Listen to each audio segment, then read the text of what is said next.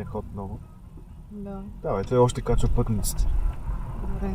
Сега, принципно, ние сме длъжни да спрем, когато пусне ляв мигач, нали така? Да, аз това се зачудих, че ми каза да тръгвам, защото видях, че е сляп. Точно така. Знаеш, защо ти казах да тръгваш? Винаги съм ясно.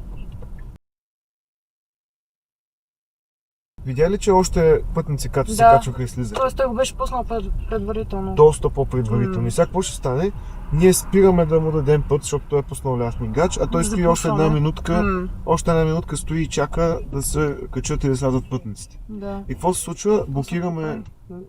Блокираме целия булевард, защото той е пуснал прекалено рано мигач. А виж сега какво ще направи същия този тролей. Виж ли какво ще направи?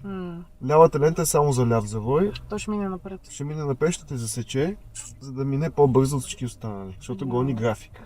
И сега в момента по този начин застрашава здравето и живота на пътниците в автобуса, защото от лента за предназначение за ляв завой, той продължава направо и прави маневра опасна, с която те засича.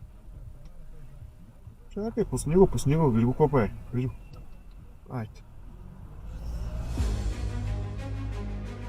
Здравейте! Ние сме Sigma Driving Academy. Нашият екип от опитни инструктори и модерни автомобили правят вашето обучение безопасно, ефективно и без излишен стрес.